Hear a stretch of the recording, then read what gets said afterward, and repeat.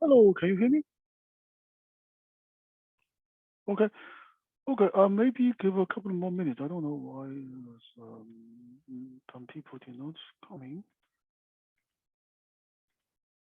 Okay. Maybe give a little more minutes.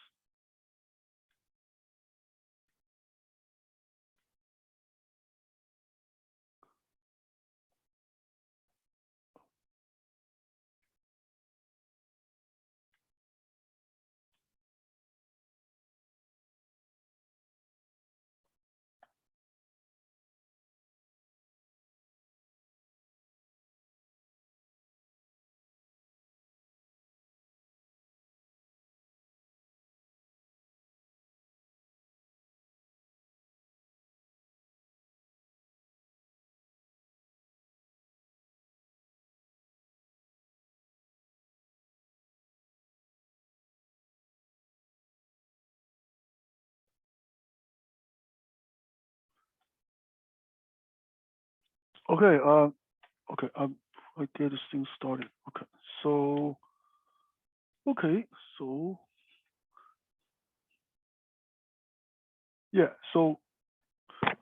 From today we have three lecture. We're gonna talk about something that's relatively like close related. Okay. Um. Yeah. So.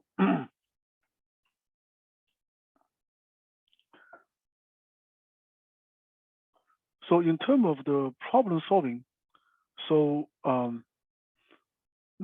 so we have this one set of the scenario essentially is you have a problem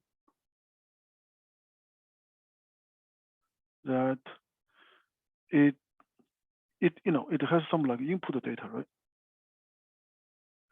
Input data, for example, could be an array of integer or could be a string. So normally we say we have a size of n, right? Then so in terms of problem solving, right? One way is it's just directly solving this problem, right? So, that's just like, but there's another slightly different approach, okay? Slightly different approach. Essentially say, I might not be able to solve this problem of this size n directly, but I can look at some subproblem. What do we mean by the subproblem? Subproblem problem, but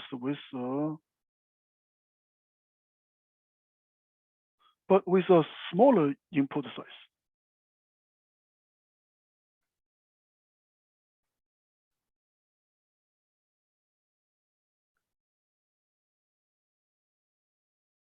For example, for example, n minus one,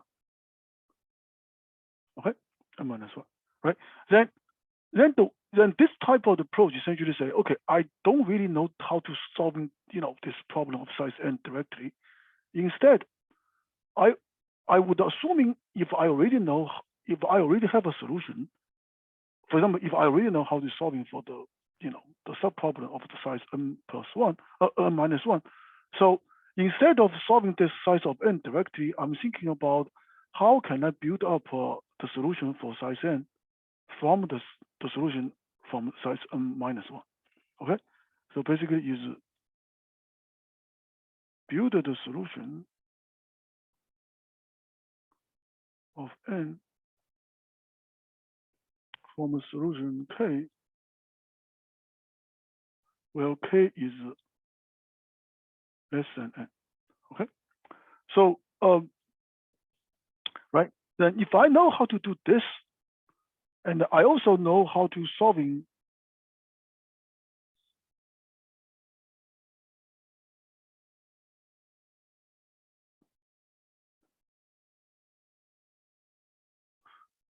when if I know, okay, so basically the first one basically says if I can derive my solution from a larger input, well, if I can build up the solution from the larger input by assembling some of the solution from the smaller input, then also I know how to solve it for some solution from a smaller input. then I basically derive a way to solving the problem of larger input. So this whole idea essentially is called divide and conquer. Okay, this whole idea is essentially called divide and conquer. Okay, then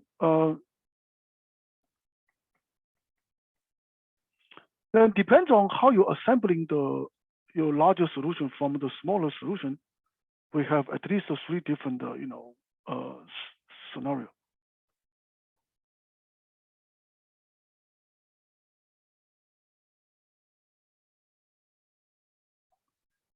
So the first one is what we're going to talk about for today, which is called greedy.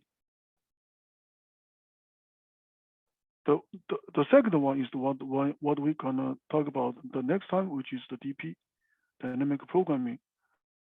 Essentially is a more generic, which sometimes we call recursion plus backtrack. Okay. So these 3, they are kind of like all under the same context, essentially same framework. Essentially say, okay, if how do I basically is I don't solve the problem directly. I rather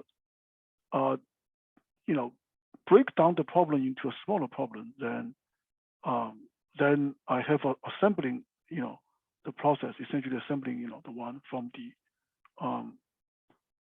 right. So one way to think about this one is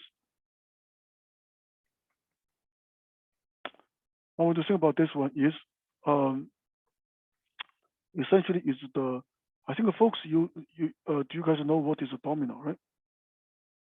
Domino essentially is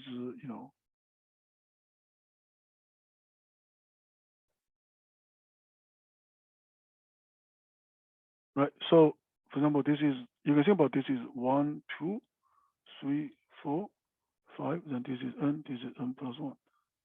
So what do you know about the domino is domino has this property, essentially say, if you push for example, if you push the first one will fall. Then because the first one fell, first one will basically lay down on the second one, causing the second one fall, right? So similarly, second one fall will causing the third one fall, so on and so forth, right? So essentially what we have here is essentially if you think about, each one of these is a solution for the problem with a different size, right? Then what we really say here is if P1 fall will causing P2 fall, right? P2 fall will causing P3 fall, right? So on and so forth until you have say, Pn fall will causing Pn plus 1 fall, right? So this is basically define some relationship between the 2 consecutive domino, right? Then I mean this is just define the relation, but just with this relation, the whole domino will still not necessary to fall because you still need the initial push, right? You need the initial push.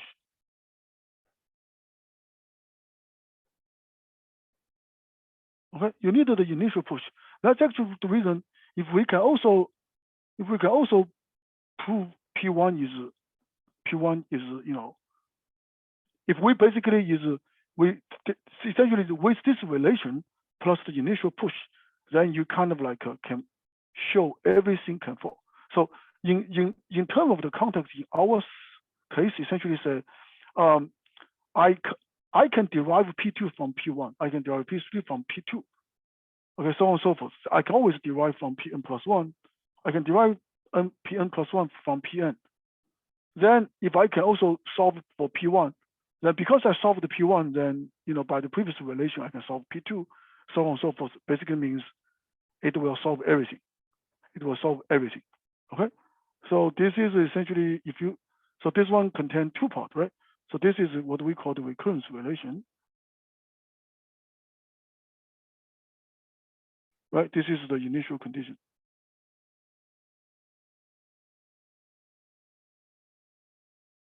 Okay, so from the problem decompositor perspective, you're going backwards, but from a solution build-up perspective, you're going forward. solution build up is always start from like a very basic one. In this case, start from 1, right? I mean, this one can do this, right? So this is the whole context. There's a whole context about this whole thing. So this essentially, give you some very different angle of solving the problem. Essentially say, I don't really solving this problem directly. I'm rather using an indirect way to solving the problem. But this is a very, very powerful philosophy and idea. I mean, initially you may feel like this is not, not very, clear, but with the, I hope after 3 weeks, then you will see why. I would hope, after 3 weeks, then you will see, okay, why this is. You hopefully you can see the powerful and the, power and the beauty about this, you know, this algorithm. Then, do you guys know what is mathematical induction?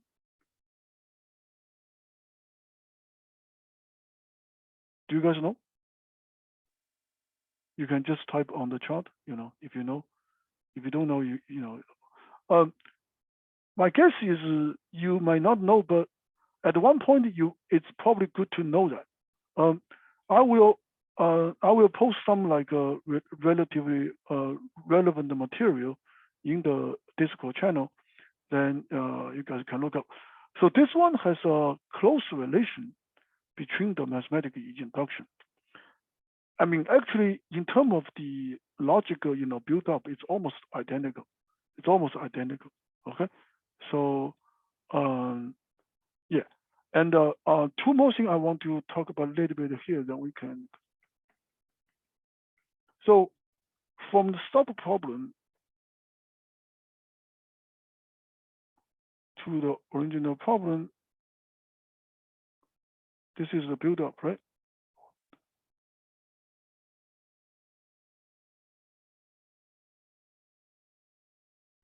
So the easiest way is from n to n plus 1. This is one way, right? But more generally, you can basically go k to n as long as k is less than n. Okay? So this doesn't have to be a single k. You can have, maybe multiple. For example, you can have ijk. Then you just, as long as ijk, they're all less than n. Okay? Basically means your bigger solution is built up on the single one. Let's first looking at the the top one. The top one is the one we can probably talk about more. But in terms of the sub problem built up to the original problem, you need to understand it's not just restricted to the one layer. It could depend on all the previous one. Okay, so for example, one of the graphs you can think about is this. So this is n equal to 1. This is n equal to 2. This is n equal to 3. So on and so forth, right? Then this is, n equal to k. This is n equal to k plus 1. Right? So, in n equal to 1, you may have like a multiple, possible solution. Right? In here, you may also have multiple possible solution, but you're looking at maybe your optimal solution. Right? Maybe you're looking at your optimal solution. So your optimal solution maybe depends on one of them, or maybe depends on several of the previous one. So in the easiest case, you can think about this. Okay, suppose this is optimal solution. This is optimal solution. This is optimal solution. This is optimal solution. Then you can think about, okay, so this guy was built up, based on from here, from here, right? Or maybe in this case, it also need to considering some other cases. For example, it may also need to consider this guy or this guy. In here, there is one maybe need to considering this one and this one, right? So it depends on how you, right? So that's kind of like a, concept-wise. This will make more sense once we see like more example, especially after next week. Okay, so because today we're going to talk about the greedy. Greedy in this case is not so obvious, but the DP will be very obvious. Okay, DP will be very obvious. Okay, so yeah, okay, so and the three things like the DP, greedy, and the recursion with the backtrack, they all share the kind of like this kind of like the build up like process and also the decomposition process. The main difference is how they build up essentially is how they build up the final solution from the subproblem. Okay, so so now we're gonna talk about the greedy.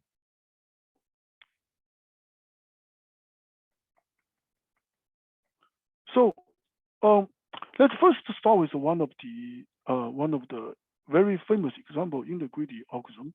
Essentially say like suppose you have a list of events.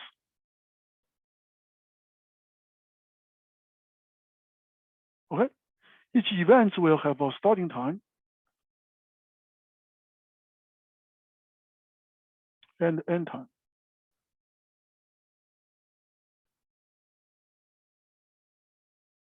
Right.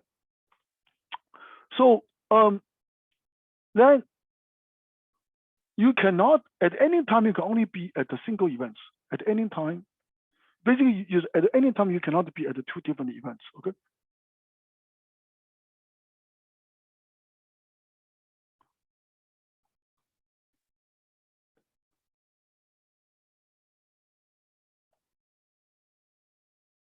And also, let's ignore the event transition time. For example, if one event is end, the other one immediate start, assuming you can just directly go there. Okay, it doesn't need to travel or whatever. So we want to find out the maximum number of the events you can attend. Okay, so for example, give a concrete example. Suppose you have these 4 events. You have the first one is start from 2 and the 5. So anyway, for the simplicity, let's assuming all the starting and end times are all integer, right? Then you have 1 to 2, you have 3 to 4, you have 4 to 6, right? So then we want to find out what was the like how many what's the maximum number of the events you can go to, right? So this is a pretty like well-defined problem. Okay, so I want you guys to think about it. Then can somebody tell me what is your idea?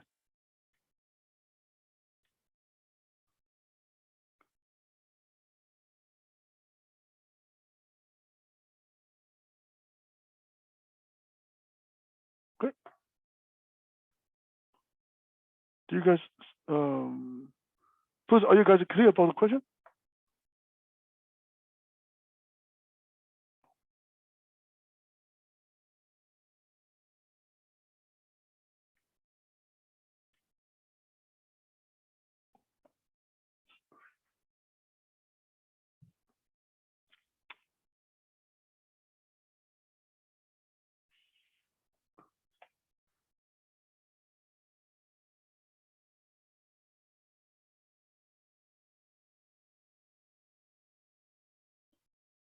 Okay, anyone has any thoughts on this one?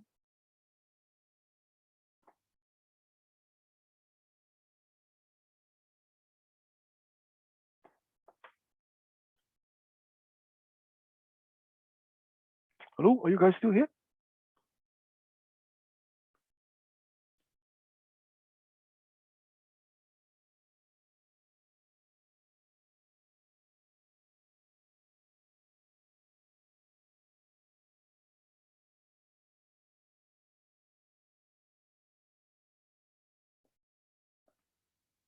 Okay, so what would be some of the intuition when you solving this problem? Anyone?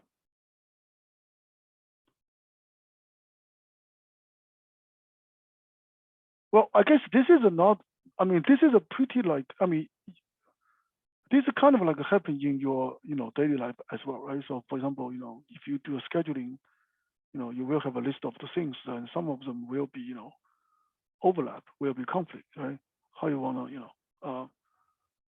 so um, I guess one of the things is the idea here is if you try to attending the maximum number of the events, right? So if you if you comparing like two events, if these two events are non-overlapping, then there's nothing to worry about because then in which case you can attending both events. The only thing is what happens if two events are overlap. First, when two events are overlap, then you can only go to one of them, right? Then the question here is which one you should go to and why, right? So, and also this is number one, right? The other one is we need to process in this list of the events in some kind of like you don't really want to randomly process the events, right? So you kind of like want to process the events in some kind of order, right? So typically one way is we want to sort it their time, so let's first try to say, okay, if what happens if we sort them by the starting time, right? Let's sort them by starting time. So you will have 1, 2, 3, 4, 5, 6. Okay. So you will have the first one is 1, 2. Second one is 2, 5. Right. Third one is 3, 4. The next one is 4, 6. Okay. So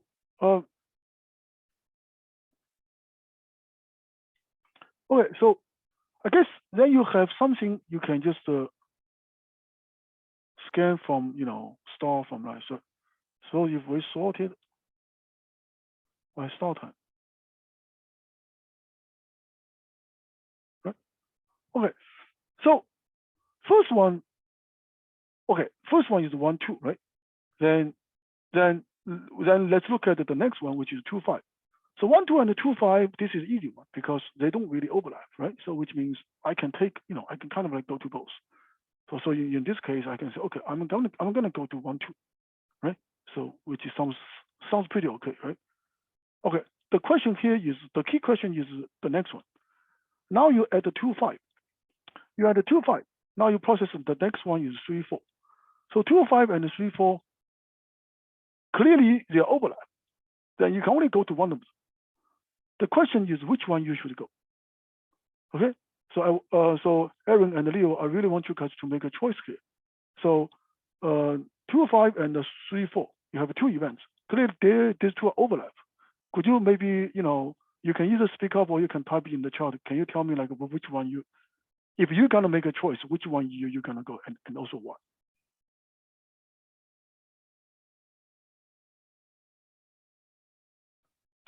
Does this question clear? Hello?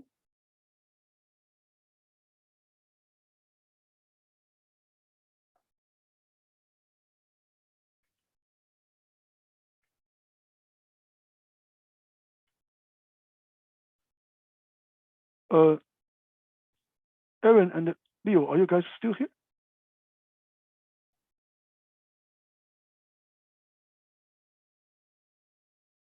Yeah. Okay. Yeah. Okay. Aaron. Yeah. That's very good. So yeah. So you will choose 3, 4. You will choose 3, 4. Okay. Because okay. Let me ask you this.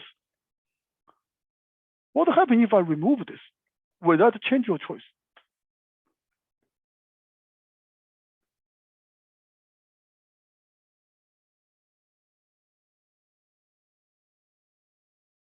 Okay. So if I remove the 4, 6, then you change your choice to 2, 2, 2, 5. Okay. So remember in here we are not asking about the longest hour you're attending for the event. We are asking about the maximum number of the events you can attend. So basically, I'm sorry, I'm not trying to trick you, but I think your first intuition is kind of correct. So basically, is even I remove the 4, 6, you still should choosing 3 and 4, 3 to 4. The reason is the reason it's not really just because it's shorter. It's kind of because it's ending earlier. It's ending earlier, right? Think about this. Because it's ending earlier. What does that mean?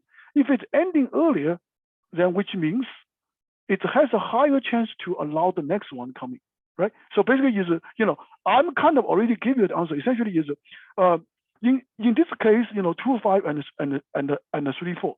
So I don't really suppose you don't really know what was the next event we are coming. But the thing is, if you choose 2, 5, then the events will coming after 5. You can only take the events coming after 5, right? So if the events coming after 5, even you take 3, 4, you can still take that, right? Right? So, but if something coming before 5, for example, something coming between 4 and 5, then if you take the first one, then you will not be able to take that one, right? So this is a very important, the intuition, right? This is a very important intuition. So I was kind of designed the events in such a way, kind of already reviewed the answer. So basically, in this case, what does this one tells you is when events conflict, we want to take the one that ends earlier. We want to take the event ends earlier. So with this intuition, so this is a very, very important intuition. But this intuition kind of also makes sense because if this one ends earlier, then I will certainly have a better chance to take a new event, right? So then the next thing is in here I'm sorted by starting time. It turns out if I sort it by end time, it's actually everything will be much clearer. Okay.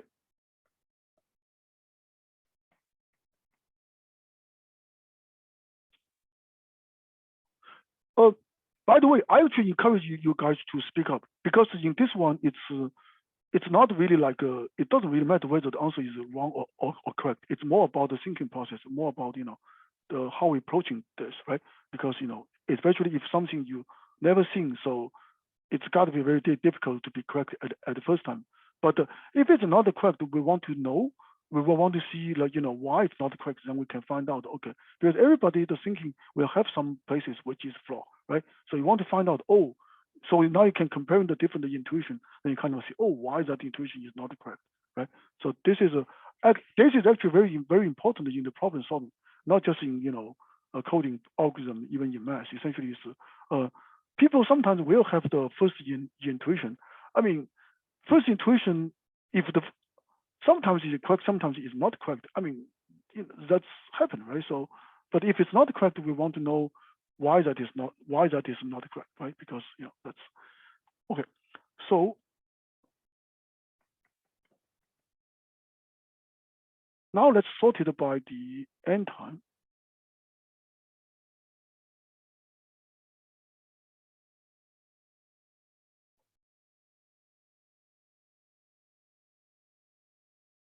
Okay.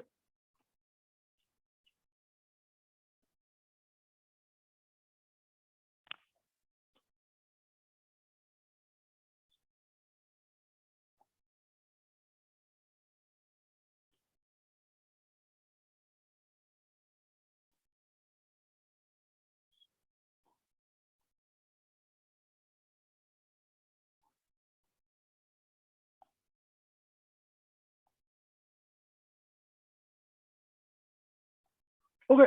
So now we are kind of you can still do now the linear scan will actually be making more sense because I guess this is sorted by.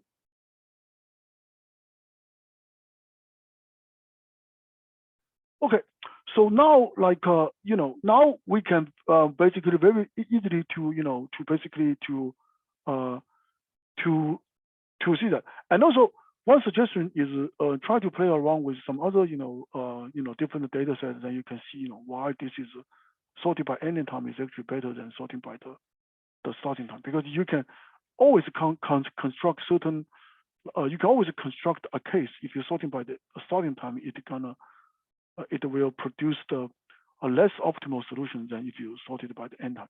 Okay, so this is so now essentially is so in this particular case, this is a relatively easy case, right? So like you can see like we will pick 1, 2, then 3, 4, then 4, 6, right? Then we can ignore the 2, 5, 1, right? And also in general, if you think about from the sub problem build up to the main problem, essentially is uh, thinking about the last events you're currently considering. Essentially, you have 3 different cases, right? So number 1 is this is the last events, then this is next events, right? So this is the one, was really not. This is the easy one. There's nothing need to worry because there's no overlapping. Then you can kind of like take those, right? The second one is this is the last one. Then if then it's like this. Then then in these cases you basically you cannot take in the so this is old one. This is a new one.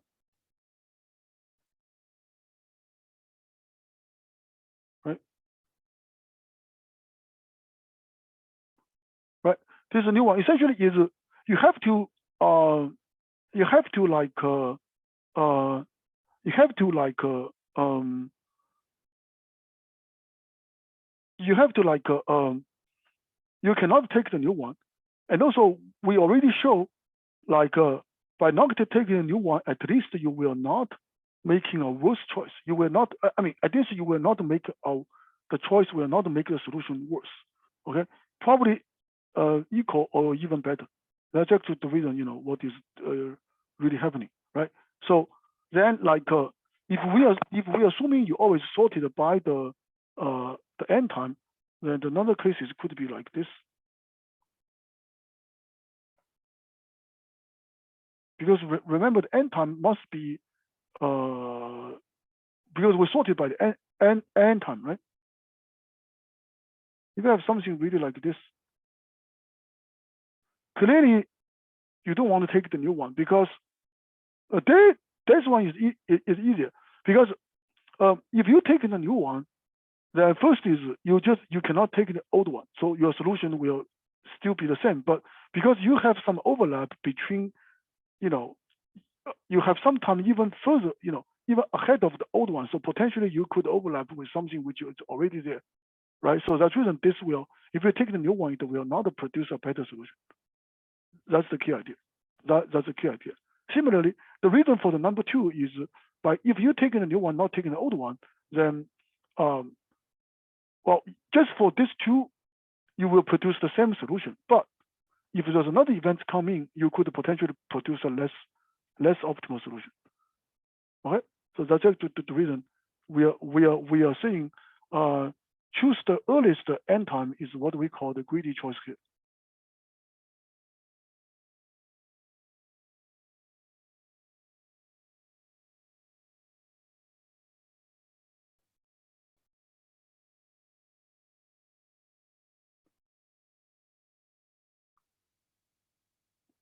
Okay, so this is the reason why this algorithm is called a greedy algorithm.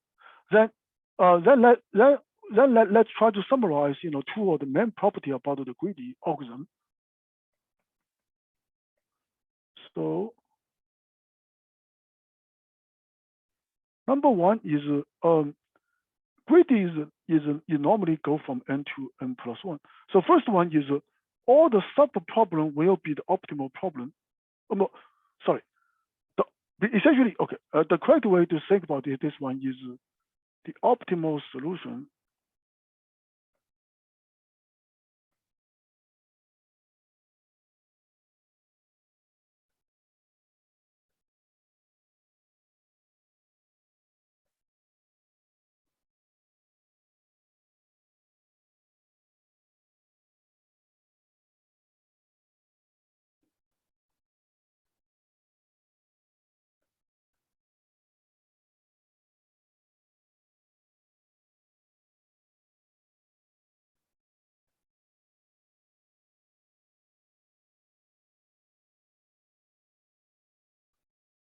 Essentially is the way how the greedy built up essentially is every step is greedy choice, and also it's always built up upon on the previous optimal solution. So essentially is the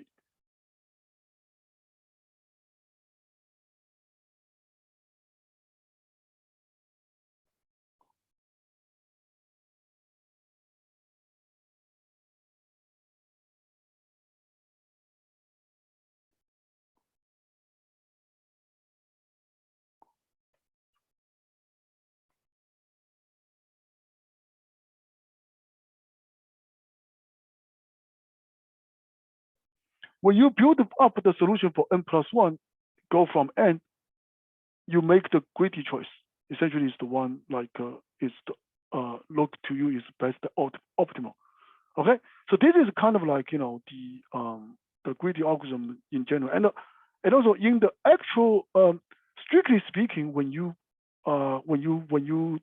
try to using the greedy algorithm, you kind of like need to prove this two property, but we are not going to go into the strictly proof, but essentially is you have some kind of like a greedy intuition. You kind of like need to intuitively convince yourself that is the one that actually we are working.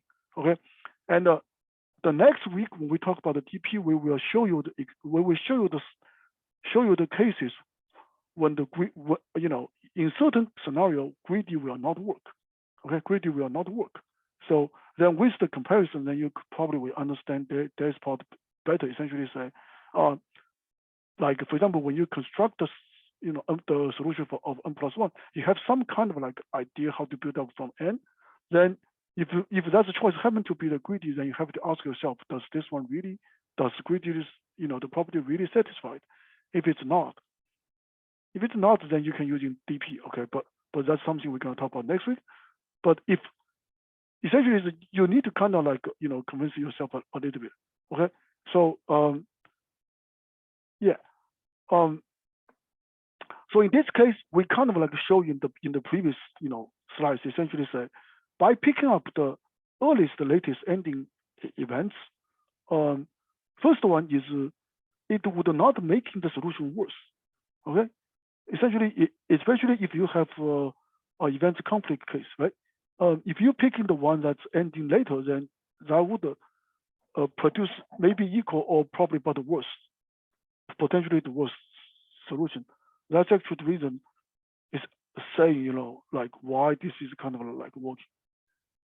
Okay, so now let's, but by the way, this is probably the classical example about the greedy. And also there are several like different problem is kind of what we call the variant based on this. Okay, so we're about to see some of this problem. Okay, let's see.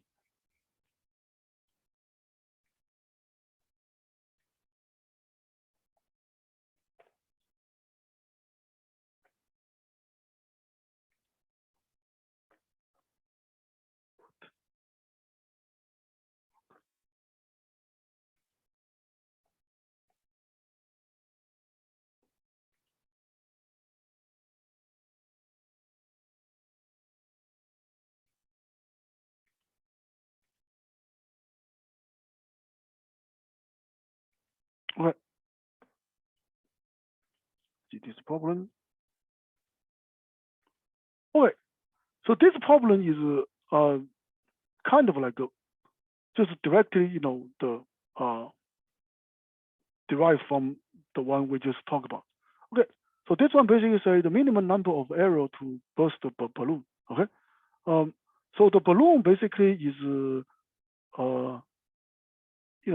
trapped on the flat wall on a 2D dimension. But in this case, it's really what it really care about is just kind of like an interval. Basically, is a balloon was represented by an interval. The interval basically is kind of like on the x-axis, then like tells you about the width about the balloon. Okay, so then you can use an arrow to burst the balloon. Basically, say your arrow will be shooting to certain like x axis. Well, no, certain point on the x-axis. Then, if any balloon that have the range happen to crossing that one, then the balloon will be burst. Okay, so the task here is essentially is you trying to find out the minimum number of the arrow to balloon, because certainly this is achievable because if you have n balloon, in the worst case you can use n arrow, one for each, right? But in here, we're just trying to see whether you can get it better. Why we can get it better? Because if two balloons are overlap, then I can just shoot at the overlap step. I can shoot at the overlap region. Then that would basically get both balloon will be like positive, right? So in this example, we are given say 10, 16, 2, 8, 1, 6, 7, 12. Okay, so the answer is 2 because for the first two balloon, 1, 6 and 2, 8, I can shoot at in here I shoot at the 6, but I can shoot actually any region it overlap from there's 2. In this case, will be 2 to 6, right? If you shoot any one between 2 to 6, the first two will be gone, right? Then the second one, the second one basically is shoot at the 7, 12 and the 10, 16, right? So again, anything like in between, for example, 10 to 12, anything from 10 to 12 would work, right? So let's think about the second one. Second one,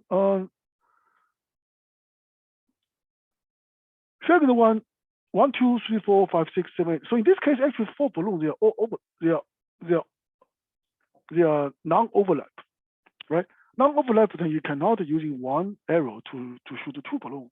So you have to shoot them one by one. So that's the reason you got 4. The last one, this one essentially is you have 2 balloons, but so in this case, I guess if 2 balloons they are well, they are just kind of like the adjacency to each other. You can consider in this case they are overlap at a certain point. In which case, I mean, this is kind of like a edge case, okay? Because 1, 2, 2, 3, they are just overlap at 2. 3, 4, 4, 5, they overlap at 4, right? So that's the reason you put at 2 and 4, then you will be gone, okay? So let's think about how to solving this problem. So in some sense, this one is really similar as the one we just talked about. Okay, so let's just quickly draw a graph. Okay, so we have 4.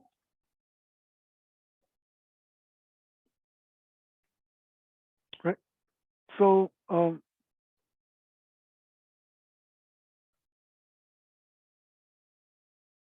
1, 2, 6, 7, 8, 10, 12, 16. Okay. Then the first one is at 1, 6. Second one is at 2, 8. Right. Then we have another one at 7 to 12. This one is at 10 to 16. Right. So we kind of like still doing the same thing, Right. So basically if we already understand the previous problem, then this problem is almost identical, right? So basically we should kind of like sort this one based on their end time. Then we can process them, then we can process one balloon at a time. Essentially say we process the first balloon, then let's see if the next balloon, their starting time is basically to see the next one, whether the next one has overlap with the existing one. If they do, then I know I can bust both of them with one shot, right? So basically, I don't have to worry about the next one. Then I just keep continue until I reach the first one that the start time is there was no overlap with the existing one. In which case, I need to know I need another shot, right? So then I can just keep the counter going So then that's basically is gonna give you the minimum number of the the error. Okay. So with that said, we can see how we can do this. Okay. So let's see this one.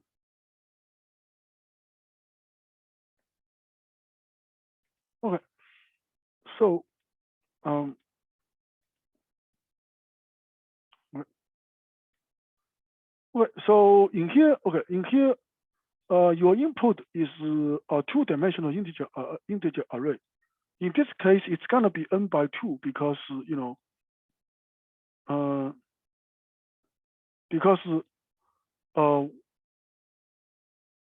the point is has a starting and end, right? So that's like two-dimensional. Then you have n points, right? So and in here, well, to the base case, if it doesn't have any points, then nothing need to be shot. So it's just return 0. Otherwise, we sorted the points based on 011 will be the endpoint because index at 0 is the starting point. Index at 1 is the endpoint. We sort them by the endpoint. In here, we did a little bit of thing, essentially say, normally you can just using this, okay? But we kind of like talked about there's one last time, essentially say, for the comparator, all it matters is if two number or two objects they are the same, they should return 0. If the first one is less than the second one, you should return something negative. If the first one is larger than the second one, you should return something positive. That's the reason you can just you can kind of like reduce this one to just like 0 or 1 minus 1, the result.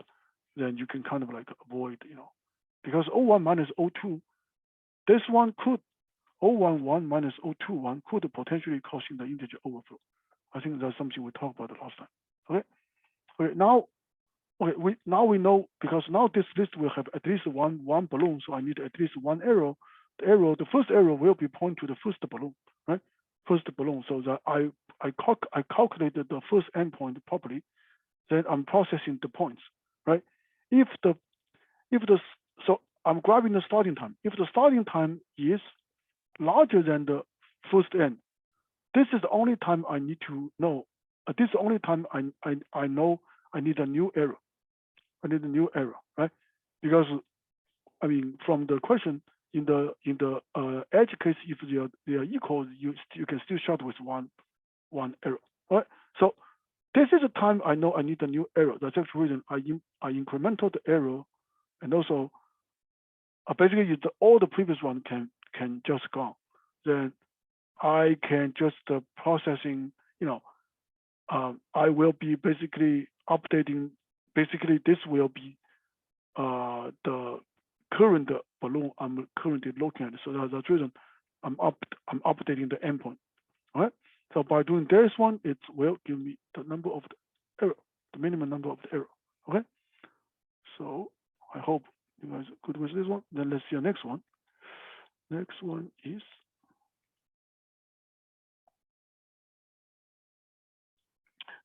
almost the same with this one. Basically, it's same with this one. Okay, it's called non-overlapping interval. It's almost the same as what we talked about. So basically, is you have a list of an interval. They could contain overlap interval. Okay, and the question is asking how many intervals you need to delete in order for the list will contain non-overlapping interval, right? So they want to find out the minimum number of the interval you need to delete, which means essentially this is you know the number of interval in the list. This is basically is instead of finding the minimum number of intervals you need to delete, you can find out the maximum number of non-overlapping interval, which is exactly the event problem we have talked about. Okay, then by finding that, then you can use the total minus the maximum non-overlapping one. That will give you the number of interval you need to delete, right? So that's essentially is the idea. Okay, so well, I guess only thing is in this case, if two endpoints are touch together, they don't consider it as overlap.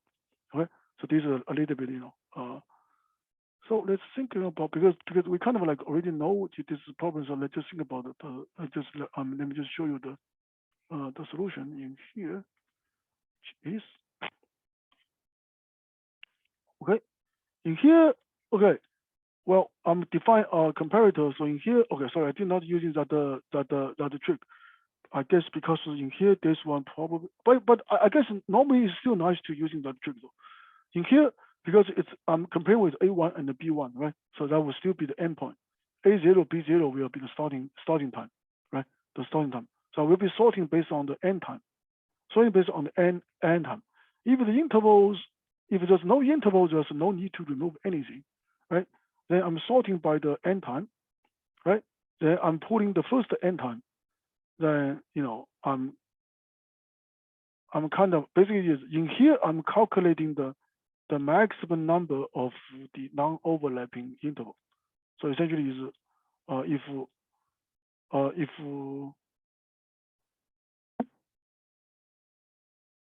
if the basically is I'm recording the first end time, then if the starting time is larger or equal to end time, that would be considering the next non-overlapping one, right? Next non-overlapping one. So I'm updating the end time and I'm incrementing the counter. So out of this one, count will count how many non-overlapping maximum number of non-overlapping interval this one will have. Then I'm using the total minus that. That will give you the number of interval I will need to delete. Okay. So these are the these are the the question in here. So now let's actually looking at some of the useful example on this topic. Okay.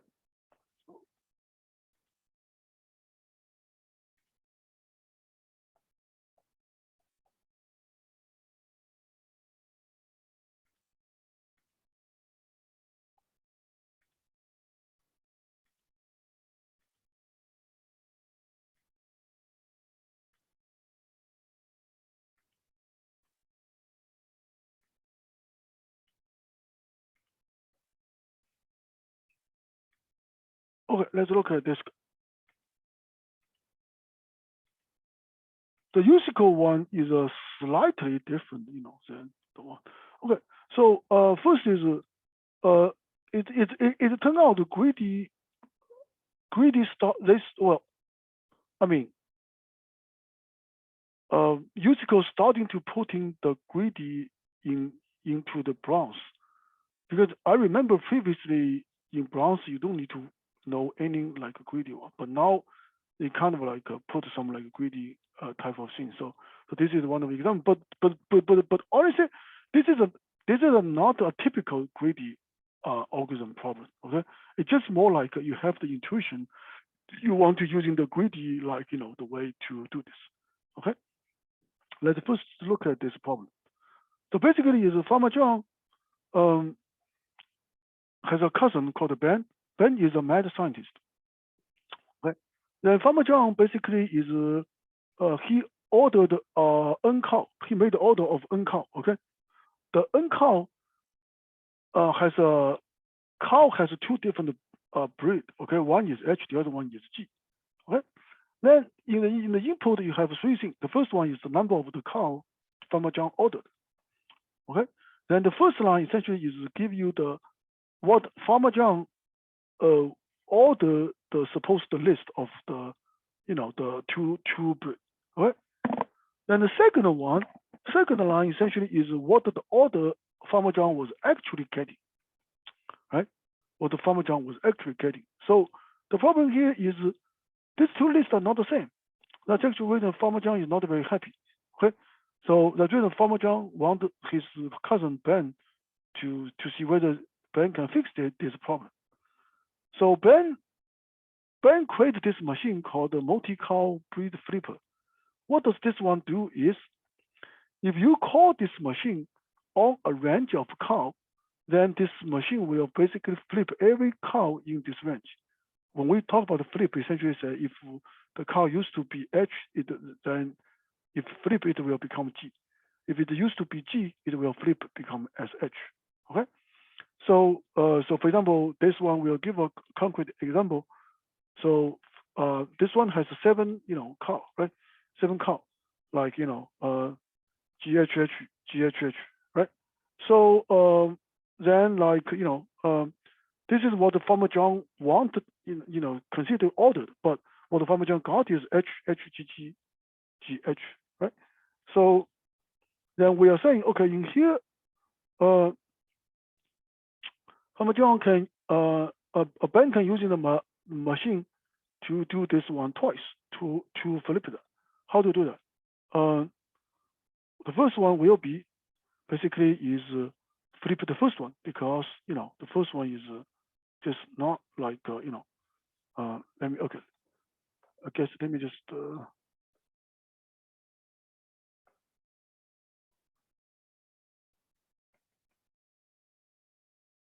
what is this?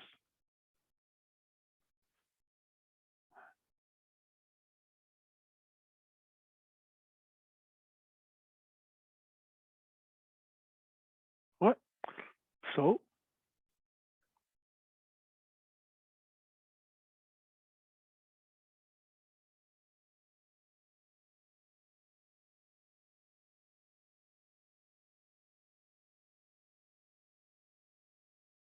right? So you kind of like know, okay, this is a mismatch happened and this is a mismatch happened, right? And this is exactly there's 2 flip should happening, so it should happening in first one, then in here, right? So okay, so let's try to do a little bit of analysis. Try to do a little bit of analysis, right? So you can kind of like using the previous one essentially is if you go like this, if you kind of like scan like this, well, you kind of like scan like this, right? So basically,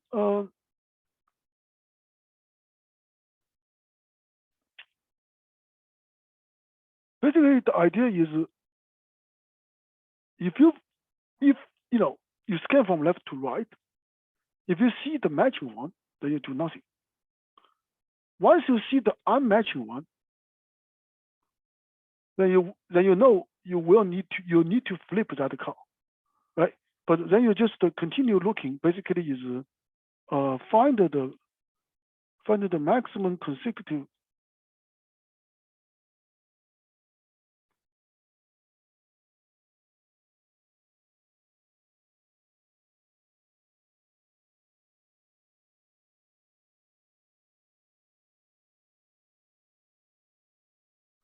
Right?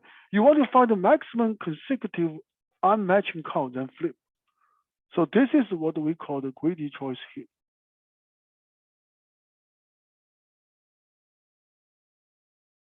Okay. So from the subproblem build-up perspective, you can think about those 4 different scenarios, right? So you can think about this, okay? So think about this is the let me just so this is the case 1.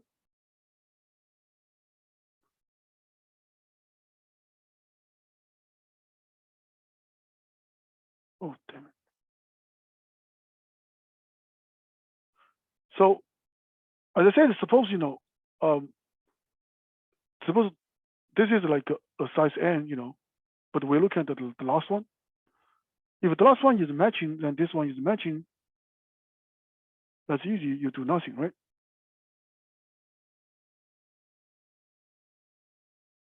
But this one is unmatching. This one is unmatching. Well, that's easy. That's also easy because you can flip this guy. So we will just flip them together, right? So in here, this is no work. No work needed. Right? This will basically say flip them together.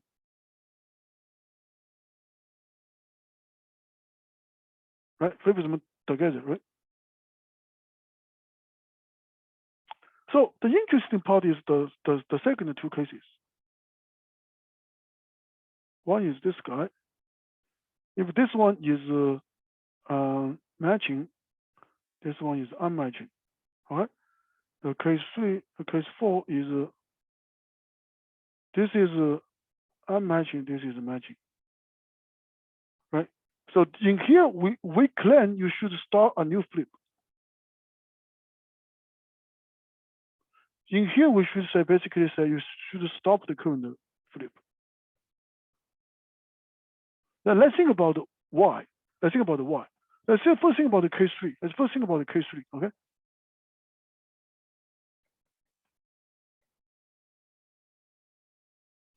Case 3, in here we might need to consider a little bit more, okay? So basically is you have two different choices, right? So one is, this is suppose this is the matching one, this may be more than one, and this is the first unmatching one, then you have the unmatching one, right? So the first method we basically say, okay, so this is the flip of fk. We say we start a new flip, so that's going to be fk plus 1, right? That would be the fk plus 1.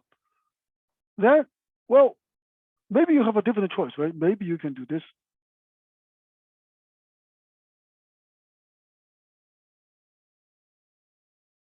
Maybe I say, okay, maybe I flip them together. So maybe if I flip them together, what's going to happen is this will be the fk flip, right? This will be the flip for the k, fk.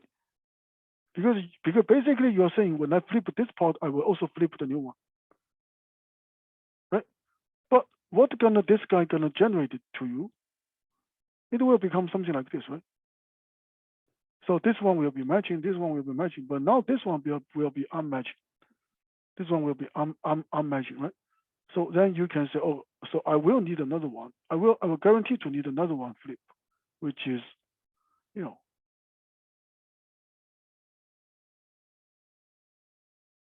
right, right.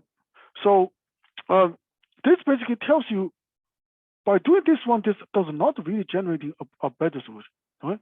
This does not generating a better solution, okay?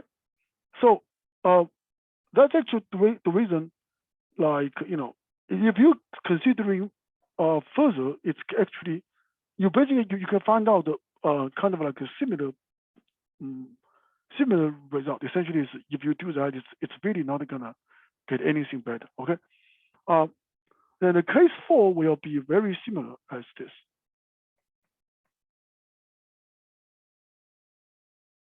Case 4 will be very similar like this. So essentially, we're saying, this is unmatching one, this is the matching one. We're saying we just stop this, right? So what you can think about is this. So suppose you consider a little bit more. Maybe you have a couple of more matching, unmatching. If you want to do this two together, essentially this case will be exactly the same as the case 3. This is the same as case 3.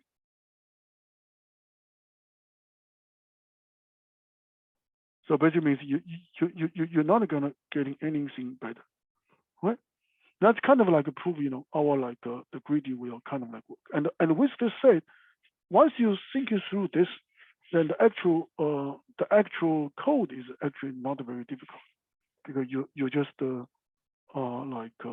linear scans and you can keep tracking, the number of the flip you need. So yeah. So this is for this particular problem. Okay. Now let's see one that's slightly more, difficult one, but also I would say it's a non-typical greedy. Okay, let's see the question first.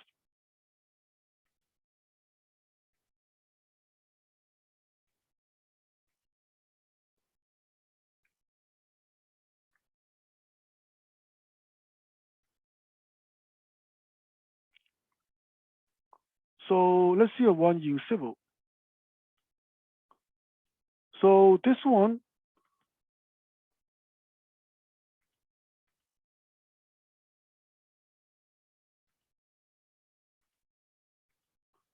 okay, so this one.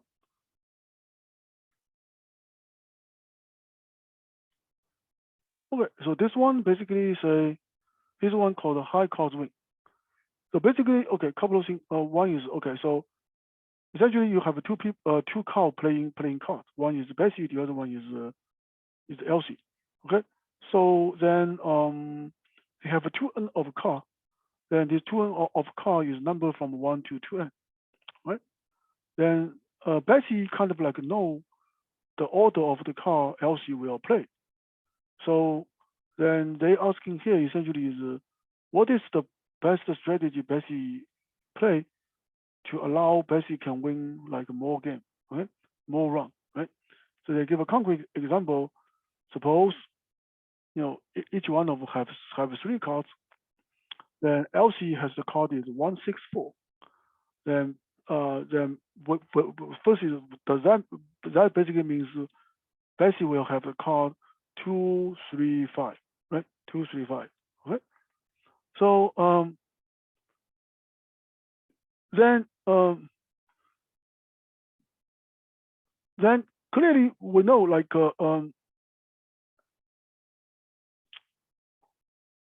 let's so in here if you construct the strategy such that if Elsie play 1, then Bessie can play 2. Elsie play 4, Bessie can play 5. Then Elsie play 6, Bessie can play the rest one. Then in which case Bessie will win like 3 game. Okay, will win 3 game. Right. Couple of things in this particular problem. Number one is in here you know the order of Elsie play, but in this case the order doesn't really that matter. What is actually mattering is the car value, right? The car value. That's actually the reason we can read the car value, then sort them from sort them, right? Then our choice will be you can either go from the biggest one or you can go from the smallest one, right? If you go to the biggest one, essentially say if from Bessie's perspective, if Bessie's current largest car cannot beat Elsie's current largest car, then Bessie can just keep the other car, right? Because then we can just skip, then we can skip, Elsie's car. Then we can try to see whether Bessie. Sorry, what is it? Oh, okay. Yeah, we saw you dropped. Yeah. Yeah.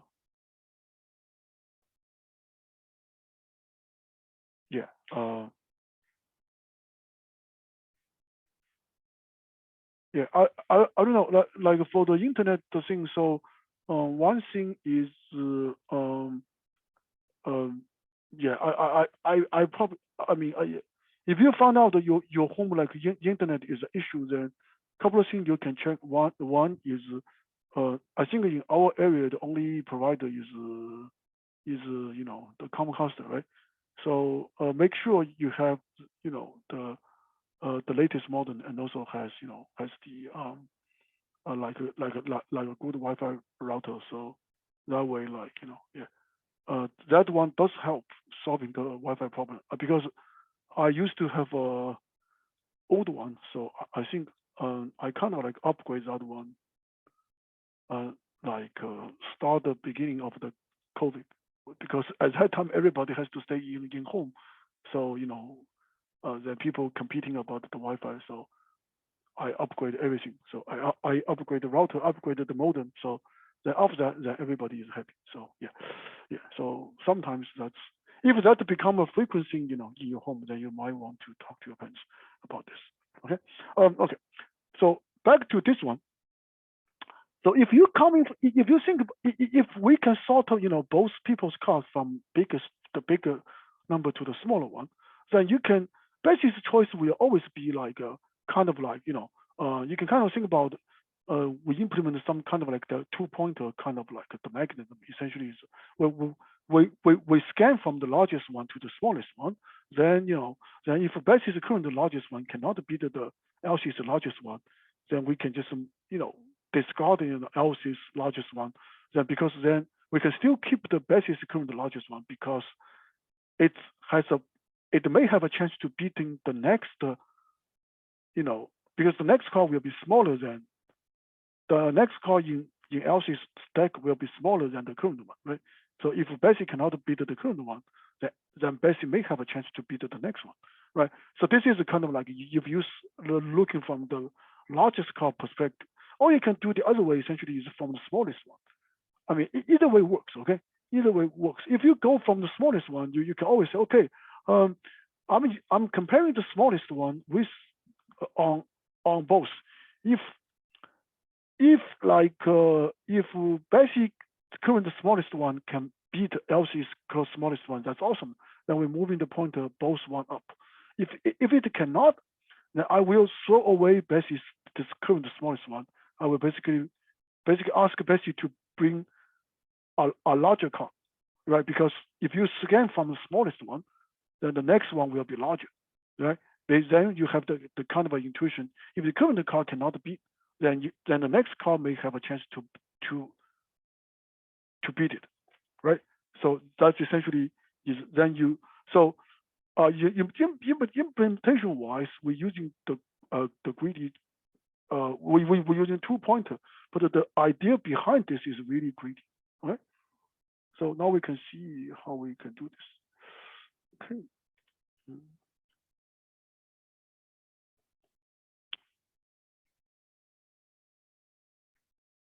This is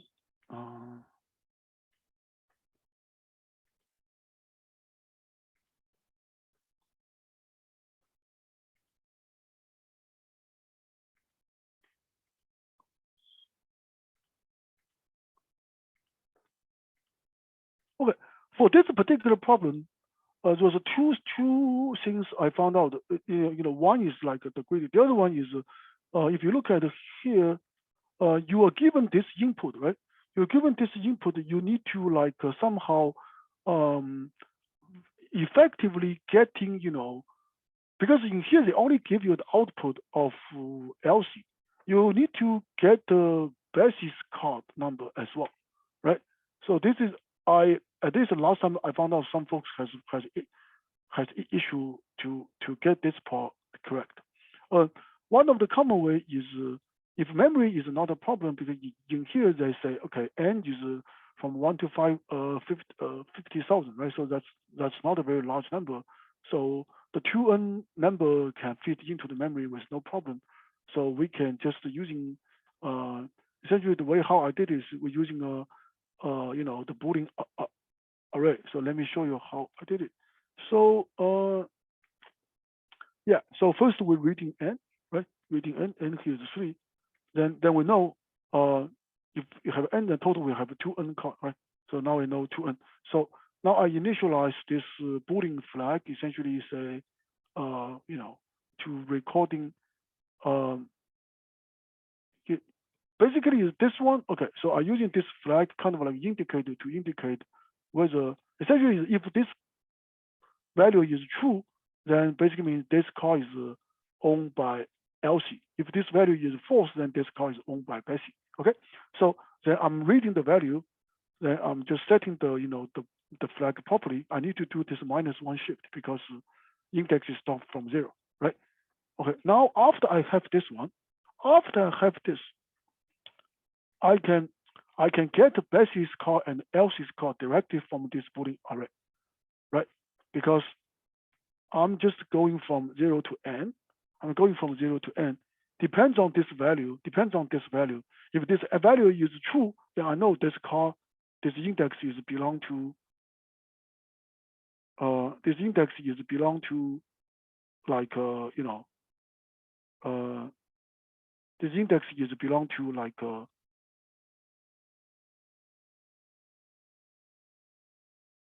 Oh yeah. Oh, actually, yeah. Then this car is belong to LC. If it's false, then this car is belong to Bessie. Then I have 2 pointer point to this 2 array is trying to filling the number, right? Because this 2 pointer may not coming, oh, I was actually wrong in the morning. in the morning, I will think about what I'm doing with this 2 point. Now I found out, oh, this 2 point actually make total sense. Okay, okay, all right. That's called a while back, so I don't quite remember. Yeah, you do need this two index. Basically, is you kind of think about you're filling the data, but this 2 pointer will tell you what was the next one you should fill. You should fit it. Okay. One really nice thing about this one is once you're filling this data, because the index itself is in order, right? Index itself is from 0 to n. You read them from 0 to n. What does that mean? That basically means once you fit in this two array, the number inside of them is already sorted. Numbers in some is already sorted, right? It's already sorted. When they fill in, it's already in a sorted way. Okay, so you don't need to call sort. Okay, so you don't need to call sort because in here, Bessie and Elsie, this array already contain first their card, second their card is already in order. Okay, now I'm using the 2 pointer to using this idea. Essentially, say I'm working from the smallest one. I'm working from the smallest one. Essentially, is if Bessie can beat Elsie, fine. I'm moving the pointer both. Then I incremented my counter because I get Bessie got one more win, right? If Bessie cannot win Elsie, then only Bessie's pointer will be moving. Basically, the idea is Bessie can bring the next bigger car, try to beat Elsie or current car. And also the other one is this is currently Bessie's smallest car, right? This is currently Bessie's smallest car, right? If Bessie, sorry, this is current Elsie. Sorry, I was a little bit okay. So if Bessie's car is less than Elsie's car, I will not moving Elsie's pointer because this is currently the smallest car from Elsie, right? So Bessie needs to bring a bigger car to win Elsie. That's kind of like the intuitive. So I mean, so one thing about there's the code is actually pretty straightforward. I mean, this problem particularly reminds me one of the very important, one of very famous story, ancient story in China. So something called a Tianji Racing House. I'm not sure whether you guys heard about this. I think you guys both can speak Mandarin, right? So basically, is kind of like you can look it up. Okay, let me write this one down.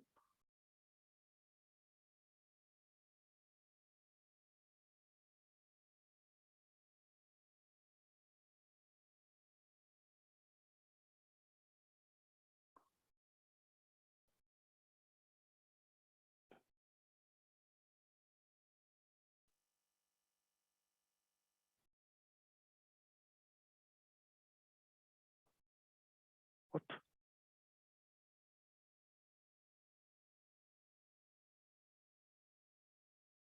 All right, so in Chinese, it's called, I'm not sure whether you guys can recognize this one, but if you cannot, that's, I will explain this one to you.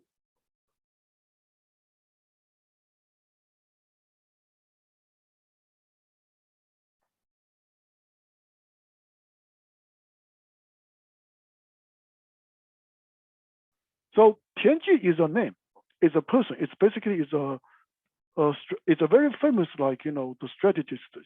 He basically provide kind of like a consultant. He provide the advice to to the empire. Okay, then like essentially is one day because empire normally have the best horse, right? So it's like I think the master Tianji serves is kind of like, I don't know exactly, essentially is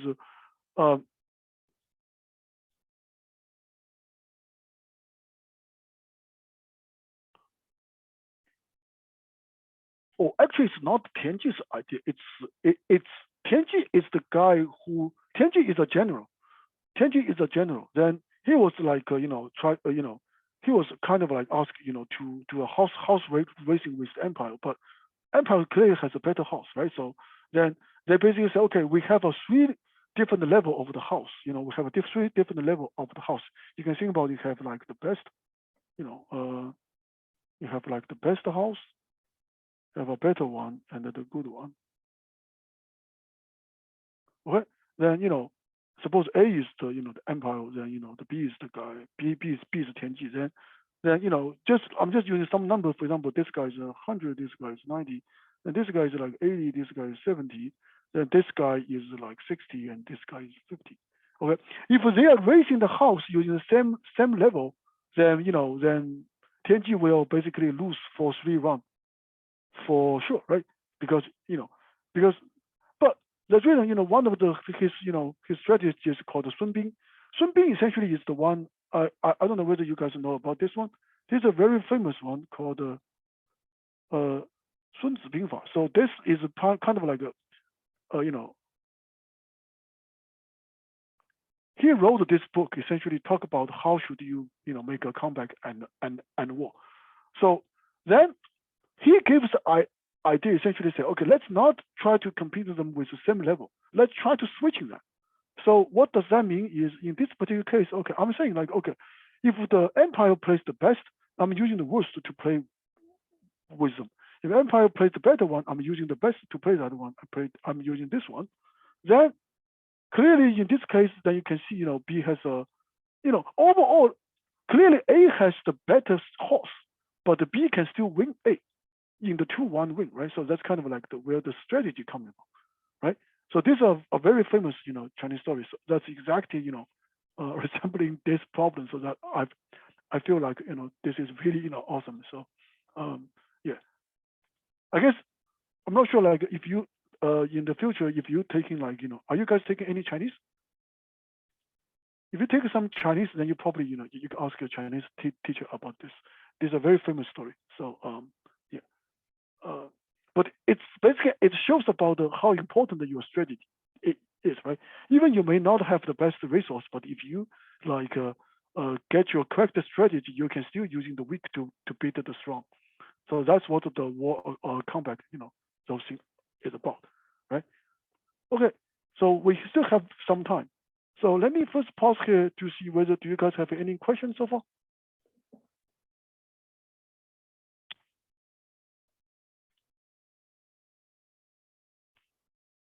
Do you guys have any questions? No? Okay. If not, let's think about what we should do, because I think in the morning class they have lots of questions. That's the reason, okay, let me see.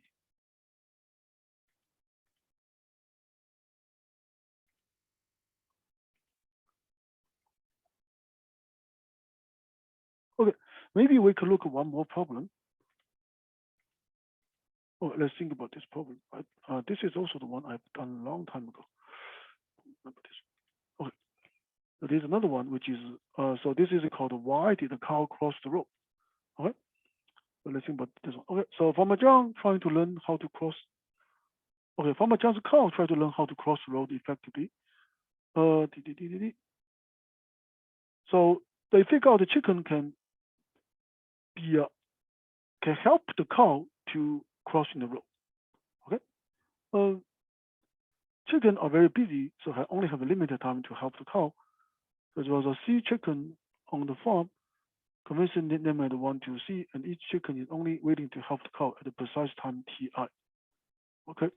The cow never hungry, never heard the one cow in the farm. So, okay.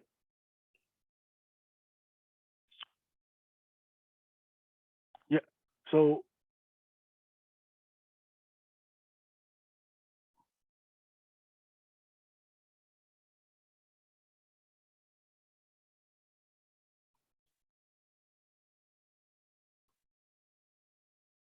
okay, so here basically is you have a 2 set of the creature, right?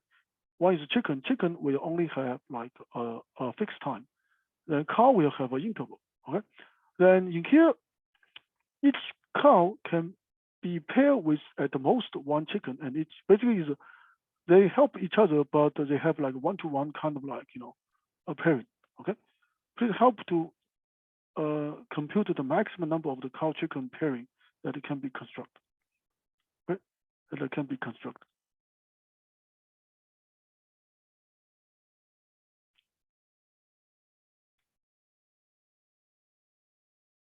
Okay. So let's think about how to do this one.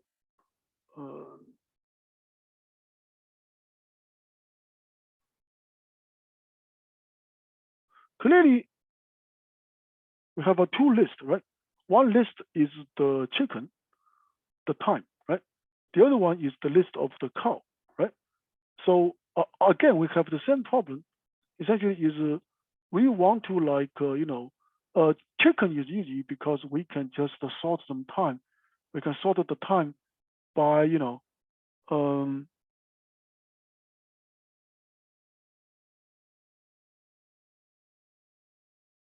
we can sort their time by we can sort their time because chicken is kind of like the point time, right?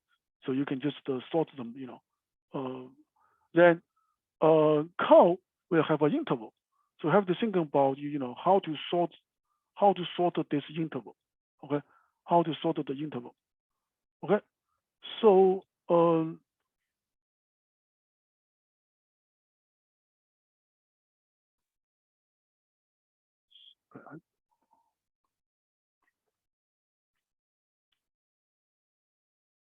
okay, let's say suppose we sorted the chicken time from small to large. Let's think about let's sort the interval. Let's think about sort the interval. How to sort the interval? Suppose let's sort them by starting time. By starting time, then what do we do? Then let's do a linear scan. Essentially, say um, mm, mm, mm.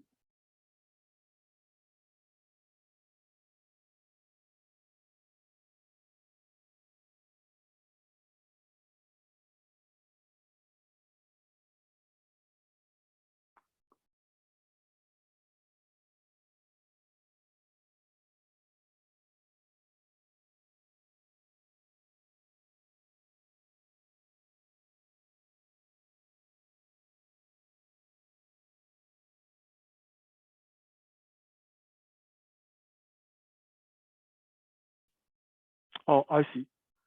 So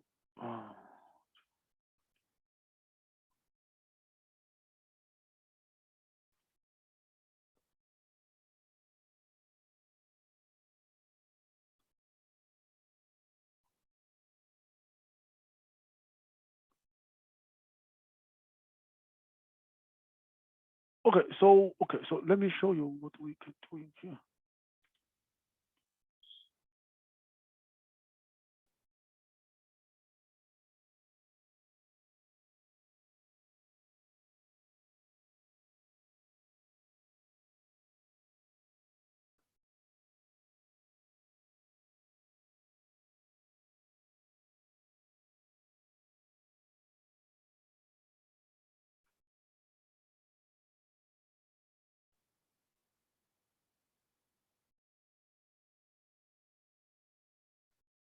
Give me 1 minute.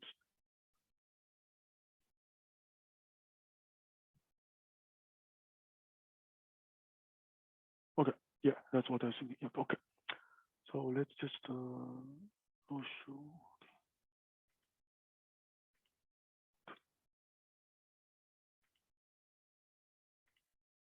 This is called why chicken. Why did the cow cross the road?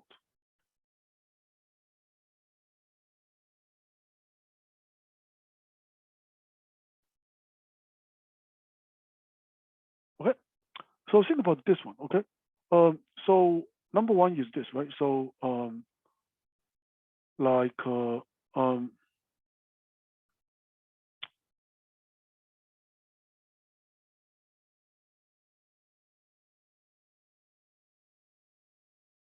suppose I'm sorting the chicken. So this is a chicken, right? This is like T1, T2, T3, right? T4, right? Right. So you can think about it because this is the points where the chicken can help the cow, right? Then I'm also sorting the cow's time. I'm also sorting the cow's time. So essentially, the idea is kind of like similar, right? So essentially, is let's just think about this case, okay? So if I have a two cow that can both be served by this chicken, so essentially is you have the choice to make like which cow you should help and why. That's essentially where this greedy thing coming from, right? So think about one of them maybe look like this. The other one maybe look like this. I mean, oh, sorry.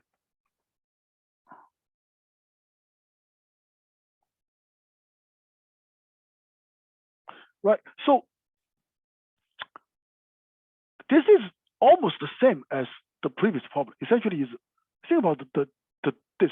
First is if you sorted the interval by some time, then you can find out which one you should be put. Essentially, when I'm processing this chicken, I can kind of like know which cow I can help. Right. So for example, this is C1, this is C2. Then what does the greedy choice play in here? Same intuition, right? Two cow, both chicken can help both cow. Which one I should help? Anyone?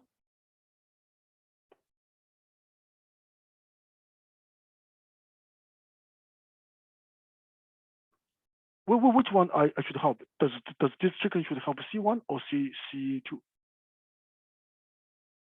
I mean, if you think about what we talked about for today, you kind of like oh, I probably should help C1 because C1 has a early end time, C2 has a later end time. That's actually the reason. So if there's another chicken after me, then C2 has a better chance to hit that chicken than C1. That's basically the intuition, right? So for example, if you draw this one, say suppose I'm not having this one in here, right? Then if you think about this one, oh no, what we just did.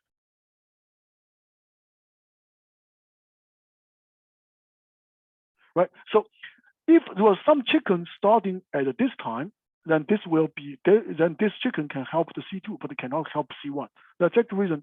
If I'm using T1 to help C2, I will not have a better solution, right? So that's essentially the idea. Okay.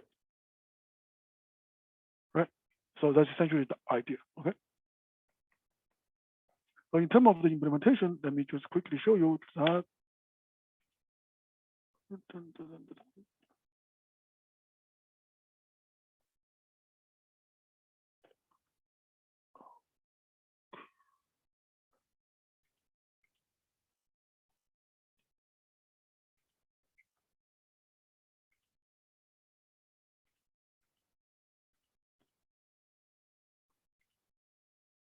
Okay. So okay, I have two reading N and C and N. The first one you see, the second one you N. I initialize this time is essentially is the chicken. This one is the chicken, so there's nothing to talk about. Just reading the chicken, then sorting by the time. Okay. Then the interval is essentially corresponding to the corresponding to the like the cow, right? In here, I had this interval. I first compare them with the starting time. If starting time is the same, then I will return the one that's ending first. Okay, so I will return the one as ending first. So okay, now I also sorted the interval. Now I define this priority queue. The priority queue, okay, so the priority queue in here, in Java, the priority queue is the minimum heap, okay? Is the minimum heap. So okay, then I'm processing the chicken. Okay, so so basically I'm trying to see whether there was any cow I can match you for this particular chicken. So the way how I did it is, first is I'm looping through the cow, the time. If this interval starting time is less than if this if the interval starting time is less than the current time, then this will potentially will be helpful. That's actually the reason I'm like I'm putting this one into I'm putting the end time for this one into the priority queue. Then I'm increasing the